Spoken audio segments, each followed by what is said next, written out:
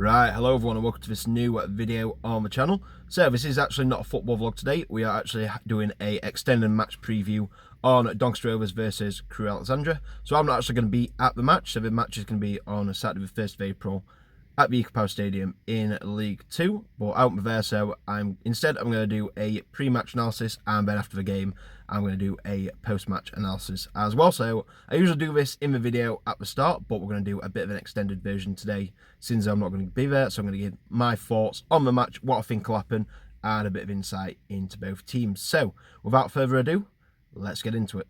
So we'll start off with my team and the home team at Doncaster Rovers. So like I say at the start of every video, Doncaster Rovers are currently in 12th place out of 24, so bang on halfway in the table and bang on where we've been consistently throughout the last few weeks. So in our last match, we had a 2-0 defeat at home to Northampton Town. So it was a very poor game, two poor keeping errors which led to both goals.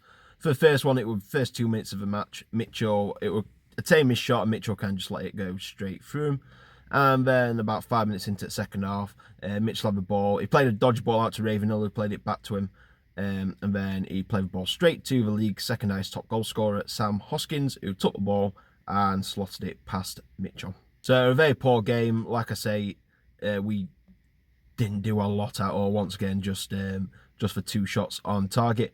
Northampton didn't really do a lot, but one of them, they didn't really have to. They got an early goal in the first and second half, so then we could kind of sit back a bit, defend, and not really play too many risky plays, and then just sit back and hit us whenever there was an opening, which, to be fair, there was quite a few because we were absolutely awful. And as well as that, we had quite a few injury blows as well. James Brown came off in the first half, so I've heard he's going to be 50-50 for this match, and then Lavery came off. Looking a bit dodgy. I weren't sure whether he'd be back or not, but we've just heard that in the last 24 hours that he is going to be out for the season, which is fantastic because we've got both our strikers out for the season. At least, like I say, in the treatment room, they'll actually maybe be close together, unlike on the pitch because Schofield won't let them be. But yeah, that injury list is just mounting ever so higher with every passing day. There just seems to be more players getting added to that list every time. Don't know what's going on, whether it's something at Cantley Park or whether the treatment's just not good enough or what's going on. I know injuries are unavoidable sometimes, but just with the amount we're getting, it's just frustrating because it's the same every year. Like I say, we've been one of the teams that just does struggle with injuries every year, so it makes you wonder, is it a bit more than just the playing? Is it something to do with training? Is it something to do with the physios? You know, I mean, I'm not blaming anyone, I'm just putting the questions out there. So we had another injury concern of Ben Nelson as well. He was on duty with the England under-19s, but like I say, we were injured for the first game, but apparently he's in the squad for the second game, so hopefully, like I say, he's got over that injury and he'll be available on the Saturday.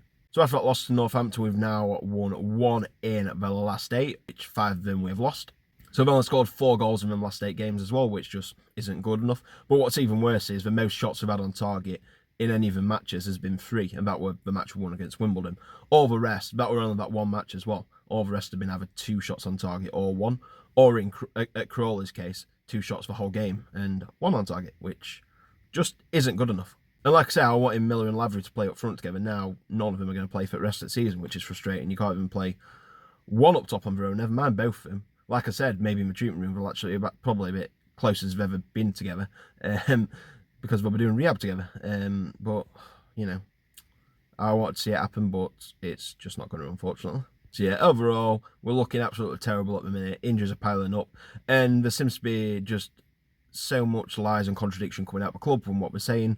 It's just, you don't know who to believe anymore, because, to be honest, I think it was just full of lies, and it's just a mess, and something needs to change, and it needs to change from the top for it to filter down to the bottom, because, like I said, get rid of Schofield, we're just going to get another manager similar in, and the problem's just going to keep repeating itself, which is the definition of insanity, just doing the same things over and over again. It's just not working. So yeah, things need to change from the top before they can change on the pitch, in my opinion. So moving on to the visitors, which are Crewe Alexandra. They are in 19th out of 24th at the minute. So moving on to the visitors today, Crewe Alexandra. So they're currently 19th out of 24th position.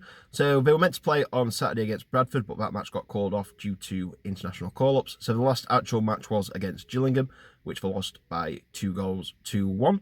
So they've lost the last 3 in a row, and I've lost 6 matches they've conceded in each one of them. The last win was the match before they lost for 3 in a row. They had a bit of a goal fest against Salford, which they won by 4-3. So with Crewe, they've kind of been around the middle of the bottom half all season. They've not really looked much threat of going down, but they've not looked a threat of doing anything else, and they've kind of just stayed in that position all season, and they've not really moved from it. They've actually drawn a lot of games as well. They've got the second highest most draws in League 2 on 15, which is nearly half the matches. Only Walsall have drawn more. They've drawn 1 more game, so they've drawn 16. So that could be a reason why they've kind of stayed in that position. They're picking up points, but like I say, they're not winning many matches, and they've drawn almost half the games, which is going to kind of keep them steadily in that position. So Crewe actually came down with us last year. They finished bottom of League 1. We finished 3rd bottom. Last match was called El Crapico between us, which yeah, I can agree with. And that was actually the match that sent Crewe down. I think we could have been relegated as well, but we won that match by 2-0, and that was one that saw Artel lose his job as well. So you can really see throughout quality of league this year that the bottom 4 teams that came down have all done really bad. I mean, like I say, we're in 12th, which is bang on halfway, and we're we're the highest position team out of ones that came down. So you can tell the bottom 4 were really poor last year. I actually thought as well the bottom 6 in general were poor, so I thought Morecambe and Fleet would be the bottom 2 this year in League 1, just with how poor we actually were. But to be fair, they've made improvements, whereas us and Crewe haven't really. So in head-to-head matches this season, speaking of draws, the match against us earlier in the season was a draw. It was a 1-1 draw at Mornflake Stadium, which was also Scofield's first game in charge. So we started the game really poorly. Like I say, Scofield's first game in charge, so it might have took a while for the tactics to set in, but the second half were much better, and Miller got the equaliser. So we're going to go into a match prediction now, and this is a really tough one, because like I say, we're really poor at the minute. Crewe aren't a great side either. It's like El Crapico 2.0 from last year as well. So do I think we're going to make it 1 win in 9, or do I think that Crewe are going to lose the 4th match in a row, or we're going to stop that run and win the first in 4? My prediction is, you know what, every time I've been away, we seem to win. We've not got a great record, or I've not got a great record when I've been away of us losing. So I think we're going to do it. I think we're just going to get over the line. I don't think it's going to be a pretty game. I think it's going to be a pretty poor game. But I think we're going to do it only just. So I'm going to go here. I'm going to go Doncaster Rovers 1, Crewe Alexandra 0. Anyway, that's my thoughts. Like I say, I hope we do get a win, even though I'm not there. So let me know in the comments your prediction.